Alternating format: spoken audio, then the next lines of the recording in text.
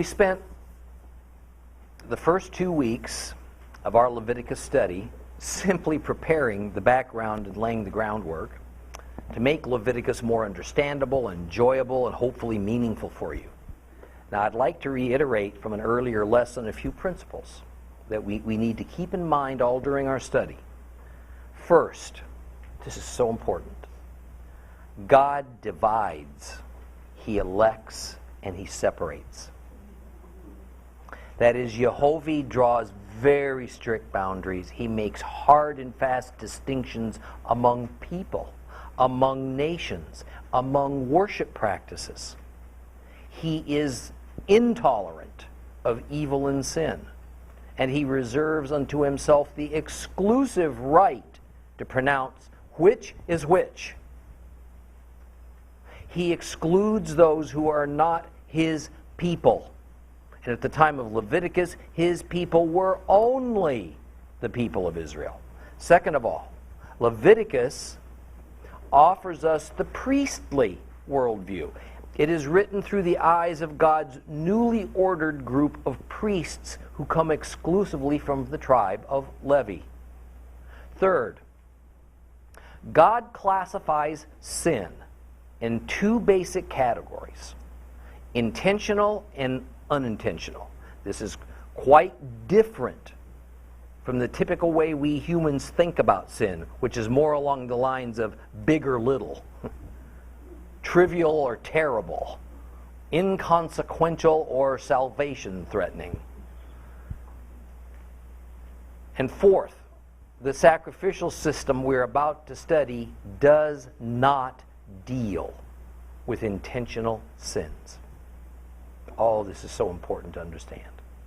It doesn't deal with intentional sins, so it does not provide a means of reconciliation with God for deliberate sin. It deals only with unintentional, and nothing we will read about in Leviticus will reconcile the offender with God if that offender sin is considered high-handed or great, which is Bible speak for intentional. The sacrificial system is about more than atoning for sin. We're going to see that several of the God-ordained sacrifices have little relationship to sin. Sixth, that while Yeshua fulfilled the sacrificial system, He fulfilled much more than the rather limited abilities of the sacrificial system to atone for a certain category of sins. And seven, the foundational principle behind the sacrificial system is substitution.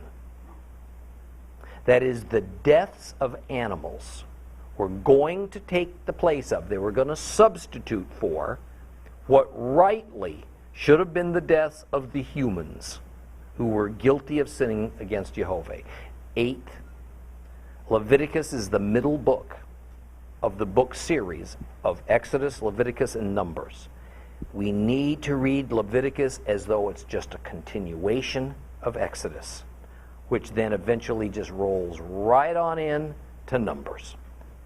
So, open your Bibles to Leviticus chapter 1. Leviticus chapter 1.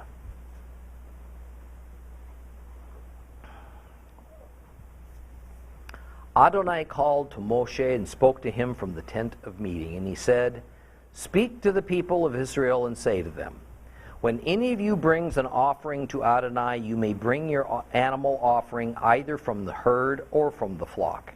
If his offering is a burnt offering from the herd, he must offer a male without defect.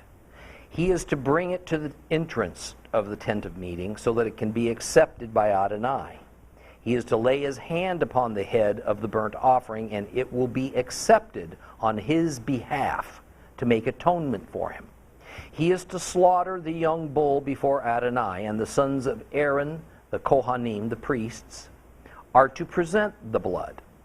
They are to splash the blood against all sides of the altar, which is by the entrance to the tent of meeting. He is to skin the burnt offering and cut it in pieces, and the descendants of Aaron the priest are to put fire on the altar and arrange wood on the fire. The sons of Aaron, the priests, are to arrange the pieces, the head, and the fat on the wood which is on the fire on the altar. He is to wash the entrails and lower parts of the legs with water, and the Kohen is to cause all of it to go up in smoke on the altar as a burnt offering. It is an offering made by fire, a fragrant aroma for Adonai. If his offering is from the flock, whether from the sheep or from the goats, for a burnt offering, he must offer a male without defect. He is to slaughter it on the north side of the altar before Adonai, and the sons of Aaron, the Kohanim, the priests, are to splash its blood against all sides of the altar. He's to cut it into pieces, and the priest is to arrange them with the head and fat on the wood which is on the fire on the altar. He is to wash the entrails and the lower parts of the legs with water, and the priest is to offer it all and make it go up in smoke on the altar as a burnt offering. It is an offering made by fire, a fragrant aroma for Adonai. If his offering to Adonai is a burnt offering of birds, he must offer a dove or a young pigeon. The Kohen is to bring it to the altar, snap off its head, and make it go up in smoke on the altar. Its blood is to be drained out on the side of the altar. He is to remove the food pouch and its feathers from its neck and discard it on the pile of ashes just east of the altar. He is to pull it open with a wing on each side, but without tearing it in half. The Kohen is to make it go up in smoke on the altar, on the wood which is on the fire, as a burnt offering. It is an offering made by fire, a fragrant aroma for Adonai. Okay. The first words of Leviticus, now he called to Moses, are in Hebrew Vayikra. Vayikra. And Vayikra is the name the Hebrews give to this book that Gentiles call by its Greek name, Leviticus.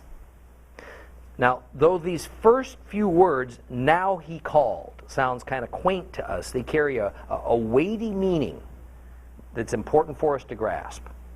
Yehovah is about to make a formal, very important pronouncement. Just like when our president might occasionally make a speech from his desk in the Oval Office, we understand that what is about to come carries much more importance and significance than just a regular news conference or interview. When something happens from the Oval Office, it's a special event. The protocol here at the opening of Leviticus is much like it was back in Exodus when Yehovah called to Moses from the summit of Mount Sinai in order to bring Moses up to give him the law. But this time, Yehovah calls to Moses to give him the all-important sacrificial system that could appease God's wrath at men when they offend God. Now, allow me to repeat something I said to you at our last meeting. The sacrificial system and the law are the two primary components that together makes up God's justice system. In Hebrew, his mishpat. And that while in everyday common conversation, a Hebrew would usually call every element of God's justice system the law, with the sacrificial system just as part of the law, the way the sacrificial system and the law function make them somewhat separate. The law and the sacrificial system each have different functions, very different purposes. The law leads to punishment, while the sacrificial system leads to atonement, forgiveness, coupled with reconciliation. Now, the term, the law, has become very general, so much so that it is widely misused, misunderstood, even among Jews.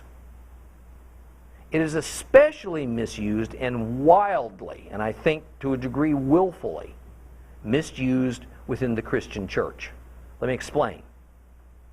Even though we don't see Yehovah pronounce what can accurately be called the law until about halfway through the book of Leviticus, Jews will commonly call the term use the term the law as a synonym for the entire Torah. That is, sometimes they'll just call the entire first 5 books of the Bible the law, even though the law isn't even given until Exodus. And in addition, we must remember that the Jewish people also have other law called halakha, taken from non-biblical sources such as the Talmud, that they call law. What it actually is rabbinical law. So the Jews tend to call any and every religious instruction, whether from Scripture or whether it's from the rulings of their religious leaders or even general commentary from their greatest rabbis, the law. So the law can be a very confusing term. The best analogy I can think of is that in the church we have a lot of people walking around with only a New Testament in their hands. And sometimes a brand new Christian will only even have the first 4 gospel books. That's all they'll carry around. And if we ask them what they're holding, they're going to answer the Bible. Now that really isn't accurate. Right? Since what they have is just a small portion of the Bible, but we know what they mean. We understand this. We'll also commonly hear a pastor or a minister preach say he's teaching the Bible. Well, more often than not, what he's actually teaching is a doctrine, a denominationally based church tradition that is said to represent a biblical principle. And in both cases, Gentile believers who speak Christianese completely understand what they're saying and what they mean, even though technically it's not accurate. This analogy is the same as it is with the Jews who use the term the law. It could mean any number of things, and we have to discern from the context what any particular usage of that term is referring to at the moment. Now notice here in Leviticus how God makes a formal separation between the law and the sacrificial system. Remember the importance of that little phrase, now he called. It denotes a cardinal event is about to unfold, something of great magnitude. And we received essentially this same preamble from God as he instructed Moses to come up to Mount Sinai to receive the law, to receive the Torah. Now in a separate event, Jehovah again pronounces this important preamble, now he called, and this time God is going to give Moses the sacrificial system. So first, back in Exodus, God gives Moses the definition of sin, which is contained in the law, and the consequences for sinning by breaking any of the ordinances of the law code. Further, by the giving of the law, the Lord has set out the moral choices in front of Israel. Moral choices that the wills of each Israelite will decide to obey or disobey. Now, in Leviticus, God is giving Moses the other part of his justice system, the part that provides for atonement when somebody sins and breaks the law code. You with me on that? Of course, as we know now, this atonement is only available for a certain class of sin, the class that's called the unintentional sin. And by the way, I'm going to remind you of this over and over again, because it is primarily this attribute of the sacrificial system providing atonement only for sins that were not deliberate that causes Paul to characterize Christ's sacrifice as superior, and the sacrificial system portion of the law as inferior when you compare the two. And verse 2 makes it very clear about one of the principles that I enumerated for you just a few minutes ago. Jehovah is speaking to BENEI ISRAEL. He is speaking to Israel, who is his people. Nobody else at this time were his people. Now the Old Testament is positively loaded with this Hebrew term BENEI ISRAEL, which literally means the young of Israel. However, it's usually rendered the children of Israel. At least it was in Bible times. The meaning, however, is probably best expressed in modern Western thinking, at least, as the Israelite people. Now, this expression is not meant to mean only the young. It's not referring just to children. It is not meant to refer only to those with Jacob's blood in their veins, those that were genealogical descendants of Abraham, Isaac, and Jacob, for thousands upon thousands of foreigners already had and would continue to keep joining with Israel. BENEI ISRAEL is a national term. It refers to the group as a whole. And in this case, it's a lot like saying the American people. Now, with that stage set, that is, we know who's speaking, Jehovah, where this is taking place, at the Wilderness Tabernacle, and that God is addressing himself to Moses and to the nation of Israel as a whole. We are now given an instruction on the first type of offering, or the first type of sacrifice. It is the burnt offering. And in verse 2, when we're told that if anyone brings an offering for Jehovah, the word used for offering is korban. Korban. This is a good word to memorize because it's a common Hebrew word that means any offering, any kind of offering. It's like at church where the term offering could mean anything from money to property, even to personal time.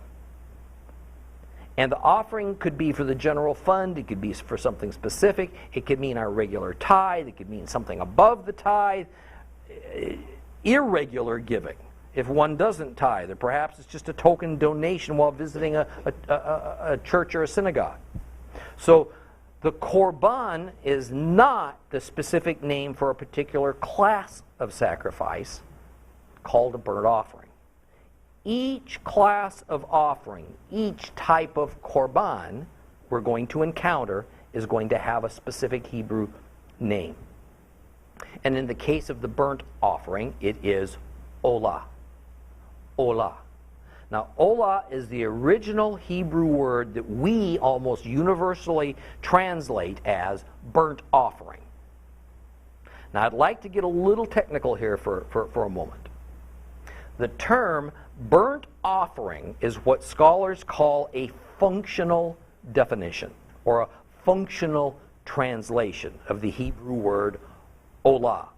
We're going to encounter a lot of these so-called functional translations in the Torah. What that means is that it's not a literal translation of that Hebrew term, because the literal translation wouldn't mean a thing to us. In fact, sometimes the literal translation is not even known. It can't be agreed upon by Bible scholars and translators.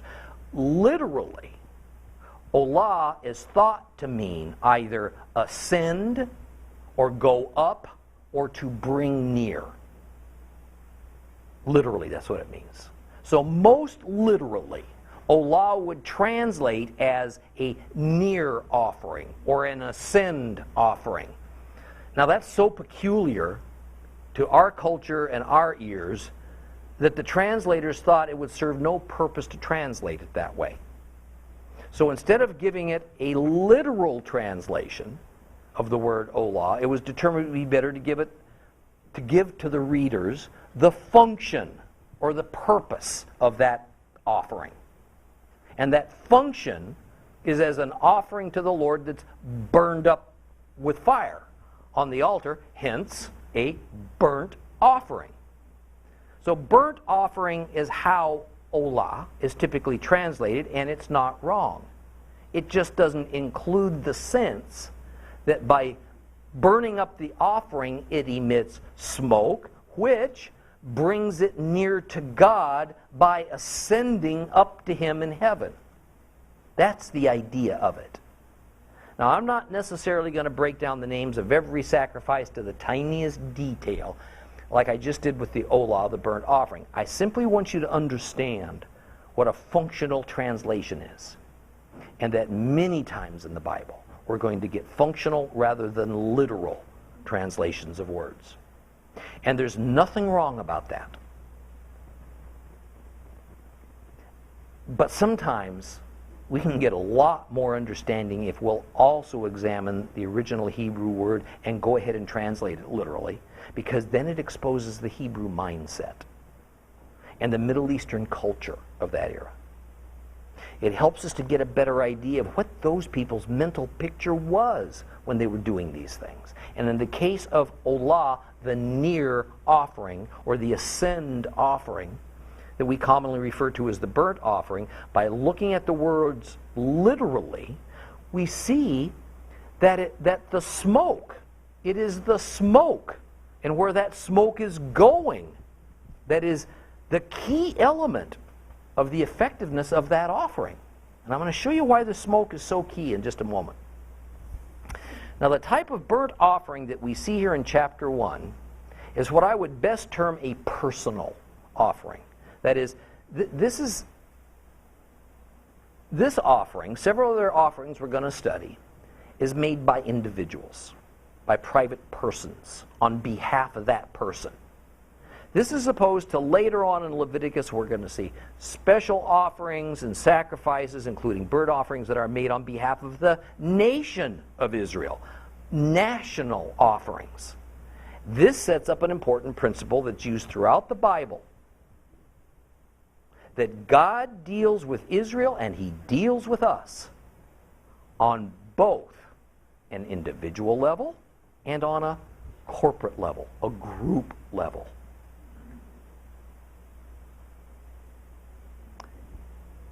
That corporate level could be a church that is all believers.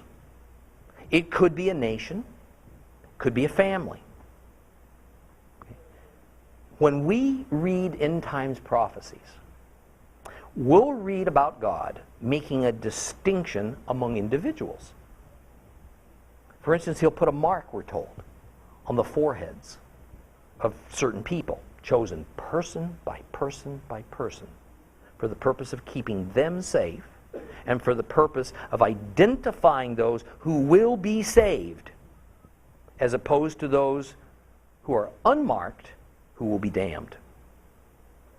But we also see God deal with entire nations. For instance, we're told that nations that come against Israel will be destroyed. So the burnt offering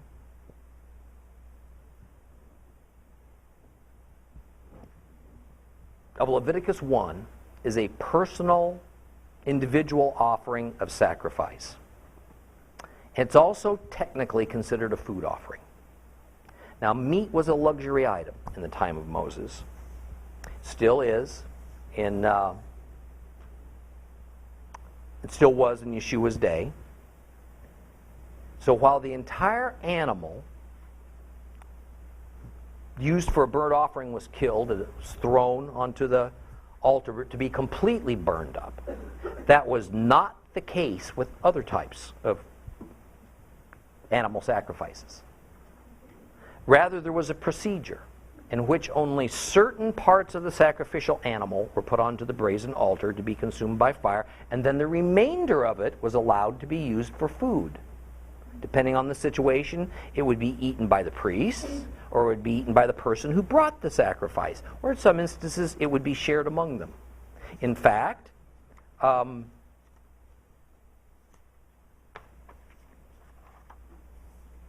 in general, it was only the more well-to-do Hebrews who ate meat that was not used first as a sacrifice because it was so expensive. Now let me say that again. For the average Israelite, all the meat they ate was the leftover portion of a sacrifice, even though the law gave them permission to eat meat that was not part of a sacrifice. Now, in the burnt offering, the entire animal, except for the skin, which was given to the priests, was consumed by the fire on the altar. Now, imagine how people who had very little meat felt every time they took a sheep or a goat to the altar and watched it go up in flames. See, this was an expensive offering, and it indeed represented a personal sacrifice. for that typical Israelite family to give up such a valuable animal. These families deprived themselves in order to give Jehovah what he instructed them to give. Now, the burnt offering could be used for a whole range of domesticated animals for sacrificing, and all that ranged from bulls to sheep, and we were just told all the way down to pigeons and doves. And the reason for this was a very practical one. Poor people simply did not have the money or the means to sacrifice a ram or a bull. Last week I pointed out that the size of the sacrificial animal, or its inherent value, a bull usually being the largest and most value, a dove being the least, had nothing to do with the measure of seriousness of a sin that was being atoned for, or in pleasing God more or less. Notice as well that I said domesticated animals were specifically called for as sacrificial animals. Animals that were typically grown for food purposes were the kind that was to be used for sacrificing on the altar. No wild animals were allowed for sacrificial purposes. You couldn't kill a deer, you couldn't kill a mountain goat and then use them for a sacrifice. The Olah was the most regular type of sacrificial offering, offered in the mornings and the evenings, every day, offered more frequently during the day on special holy days. And as a general rule, the sacrificial animal had to be at least 1 year old, a male, and unblemished. That is, it couldn't be sickly, it couldn't be lame, it couldn't be deformed or injured, not even cosmetically abnormal, like with a twisted horn, or could it be of a strange color. It had to be your best animal, as near perfection as was reasonably possible. Now here's how the ritual worked. First the worshiper brought the animal to the tabernacle to be inspected by the priests, to be sure the animal conformed to the requirements of being without defect, of the proper kind, of the proper age, and then each worshiper would bring their animal through the large gate on the east end of the outer courtyard that surrounded the tent of meeting. They'd stand in the northeast corner of the courtyard waiting for their turn. Next, when a priest became available, as we're told in verse 4, the worshiper would lay his hands on the head of that animal. Now, this laying on of hands is something we could probably spend an entire lesson talking about. But generally, the idea was this. By the worshiper laying his hands onto the animal before it was killed, it was an official acknowledgement that this particular animal was being assigned as the sacrifice on behalf of that individual who was laying his hands on the animal. And at the moment, the life of the animal, at the moment they did that, the life of the animal was being turned over to God. The Hebrew word for this laying on of hands is semekah, and it is most often used in the Bible to refer to a person, an authority, assigning someone or somebody a task. Or it's about the transference of authority. For instance, when Moses handed the task of leading Israel over to Joshua, he laid hands on Joshua, thus acknowledging the transfer of authority from Moses to Joshua. The same idea applies here with the sacrifice. The owner of the animal, by laying his hands on the animal, signifies this animal has been designated for the purpose of being a sacrifice on behalf of its owner. But that's not all it signified. There also seems to be some element of transferring the guilt of the owner, of the animal's owner, onto this animal's head by laying his hands on it, semekah. And therefore, by transferring the guilt to the animal, the killing of the animal now substitutes for the death of the worshiper. However, that meaning only applied to certain kinds of sacrifices. Meal or grain offerings and thanks offerings, for instance, had nothing to do with sin. So that wouldn't have been appropriate. And while the laying on of hands in certain sacrifices indicates both a transference and a substitution. That is, the guilt or sin of the worshiper is transferred to the animal, and then the animal becomes the substitute for the worshiper. It was primarily the fascinating ritual of the scapegoat, where the transference of sin concept was best displayed. In the scapegoat ritual, it was from all Israel to the scapegoat that the sins of the nation as a congregation were transferred. And we're going to study that real closely later on. Now, we have record of other cultures of that day, even earlier, performing similar acts for similar reason. For instance, in the Hittite culture, a woman hoping to become pregnant would touch the horn of a fertile cow in hopes of transferring the fertility of the cow to herself.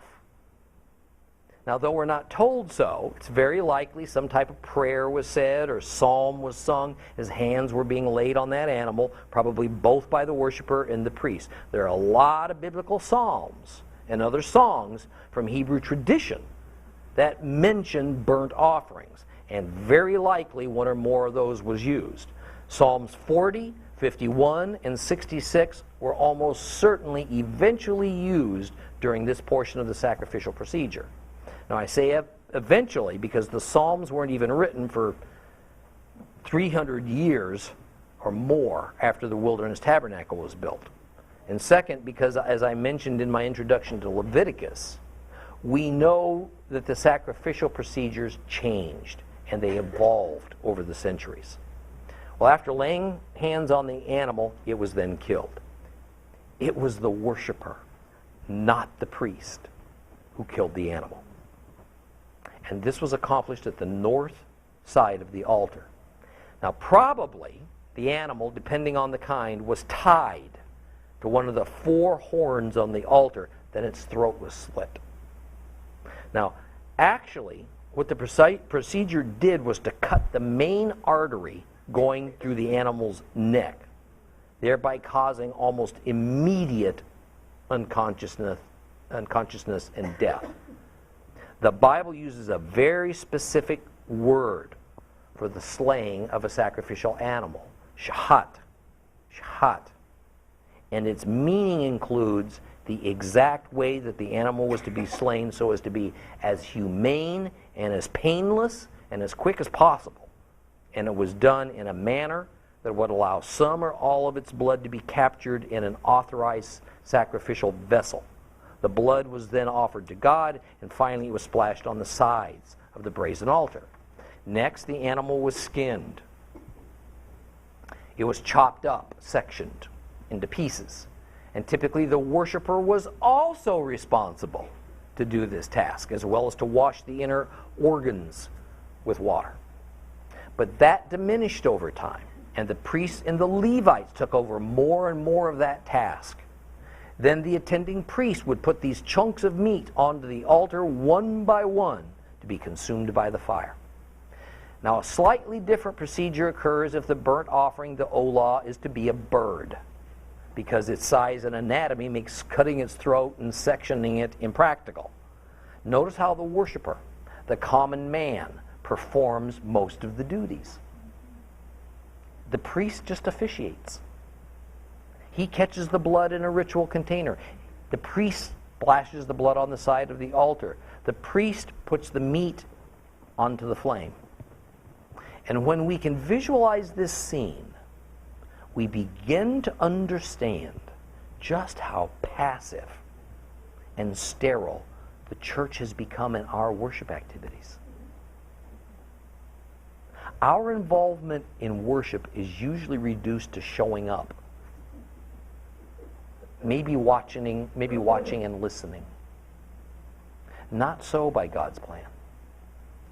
The worshiper was an active participant in worship, in this case, the sacrificial procedures. Now, what was the purpose of the burnt offering? Well, as I told you in our introduction to Leviticus, not every one of the sacrificial system's ritual sacrifices was about sin. And interestingly, the very first sacrifice ordained in Leviticus, the Olah was not for atonement of a sin that a worshiper might have committed, at least not in the way we think about it. Rather, it has to do, as verse 3 tells us, with asking God to accept you by allowing you, the worshiper who brought that sacrifice, to come near to him. So peace with God is the aim. The Olah was seen as a gift from the worshiper to God, a kind of combination, gift and ransom. And even though the Olah is technically classified as a food offering, it's not that the Hebrews thought the animal was somehow food for God.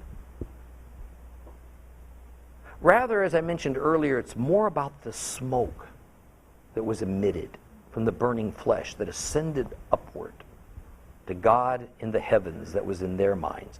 So that when God smelled the smoke, we're told, it was pleasing to him. It gave him pleasure because it indicated, A, that an individual was being obedient to his commands. B, peace. Shalom was being affected. In other words, God desperately wants men to be at peace with him. So much so that he set up this system that cost Jehovah millions upon millions of his valuable living creatures, creatures that he dearly cares about. But mankind meant so much more to him that he, for our sakes, didn't spare those beautiful, innocent creatures. And it pleased him to do it to attain his goal of peace with man. When Christ died, we're told, it pleased God to do it. It pleased him for his own son to be sacrificed because it brought man another step closer to universal and eternal peace with him. So it's the aroma of the smoke from the Olah that pleases God. It would not be incorrect to say that the smoke of the sacrifice soothed God. This allowed God to have a more favorable attitude towards that man who was making the Olah. But let's remember, a man did not bring a burnt offering when he committed a sin. That wasn't the purpose of this. It was brought regularly for the primary reason of maintaining a good relationship with God by means of seeking to please him, by means of obedience to God's ordained sacrificial rituals. The Olah did not remove sin. It didn't in any way change the worshiper. That is, the worshiper's own sinful nature did not become transformed as a result of the burnt offering. Only God's attitude towards the sinner was altered. However, there is enough evidence in Leviticus and from various Old Testament prophets, and even from the writers of the Psalms, that some sort of atoning-like process was taking place from the ritual of the burnt offering. And the best way I can describe it to you is that the burnt offering had to do with man's overall sinful condition, not some act of sin, not a behavior, a wrong behavior that somebody's committed. And I think that atoning is probably not the best word for our Western culture, because atoning carries with the idea that something you did was brought before God, but with this sacrificial ritual, it was now wiped clean and forgiven. And it seems very clear that the burnt offering is not for wiping clean something you did. Rather, it's a gift of ransom because of who you are. A creature whose very nature is sinful. And this gift is necessary in order to allow you, an imperfect creature, to approach the most holy and perfect God. And Olah is a voluntary offering from an individual. It's done as a matter of the heart. It is acknowledging one's corrupt condition. It signifies complete surrender to Jehovah's justice system, to his will. So as difficult as the semantics can be, when dealing with the Old Testament, I think the better way to understand the Olah is it paves the way for reconciliation between corrupt man and perfect God. It also wouldn't be wrong to say that the burnt offering offered a kind of protection from God's wrath upon you. Now, it's one of the better examples in the Bible of the spiritual significance of the burnt offering, which occurs even before the sacrificial system is given to Moses, is the near sacrifice of Isaac by his father Abraham. The elements are that Isaac was to be killed and burned up on an altar. And we can see from the story that this was also not about some kind of sin or another that Isaac or Abraham had committed. So what was this all about? As a burnt offering in Olah, it was about total surrender. It was about obedience to God on the part of the worshiper, Abraham. It also demonstrated the principle of substitution when Isaac was replaced by a ram that had been caught by his horns in some nearby thorn bushes. And the sacrifice displayed the idea of ransom, that Isaac was to be a price that was paid voluntarily in order that mankind could simply be at peace with God. Of course, it wasn't carried out because Jehovah stopped the process just short of Isaac's death. So why do all this? What was the point to put Abraham and Sarah and Isaac through this horrible ordeal only to pull up short? It was both a shadow of the future Levitical sacrificial system. The Isaac incident actually took place more than 500 years before the Exodus. And of Jesus, who was even more future. And in the end, God the Father took Abraham's role, and Yeshua of Nazareth took Isaac's role. Only this time, Jehovah didn't stop the process, because this was the real deal. The sacrifice of Christ was what God had been preparing for since before he created Adam. Now, we will see as we move along that the burnt offering was often done in combination with other kinds of sacrifices, particularly if those other types of sacrifices were performed in order to atone for the commission of a sin, a bad behavior.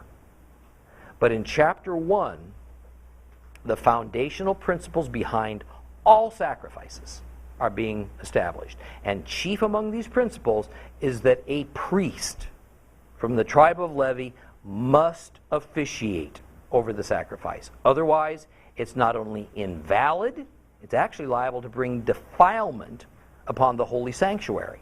Now, this is a large departure from the way things had been in Israel up to this time.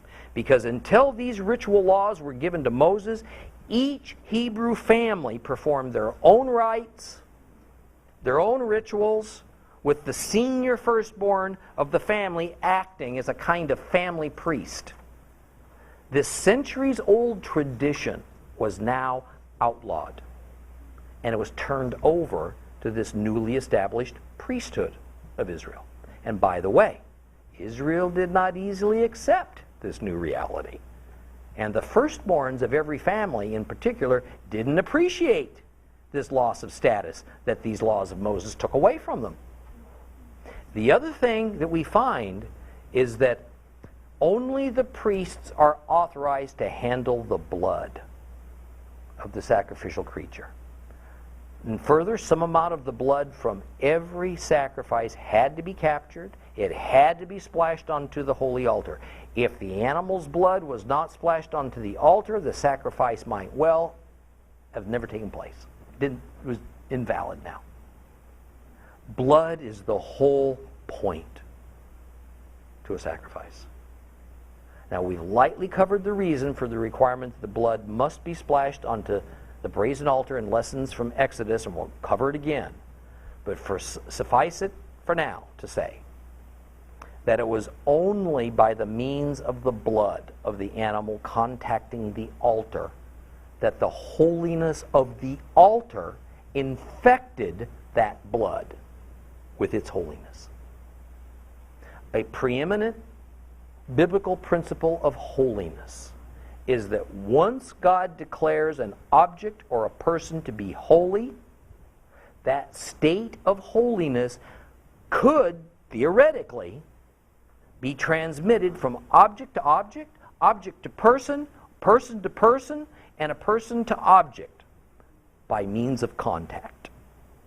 In the same way a defiled object or person who touches an otherwise holy or object or clean object or person, it can infect them with impurity. This is the reason that whatever is holy must be kept separate from anything that is common or defiled. In order that the blood of the sacrificial animal be efficacious, it must somehow attain a state of holiness, or it can't be presented to God. Neither the sacrificial animal nor its blood is inherently holy. Some magic thing doesn't happen when an animal is singled out as a sacrifice and its blood spilled, but that blood becomes holy the instant it comes into contact with the brazen altar. And the incredibly holy state of that altar of God now transmits its own holiness to the blood that's been splashed upon it. Now the blood is suitable for its purpose. Next week, we'll take up Leviticus chapter 2, and we'll discuss the next most common sacrifice, called in Hebrew the mincha. The mincha. Okay? That'll be for next week. Have a good day.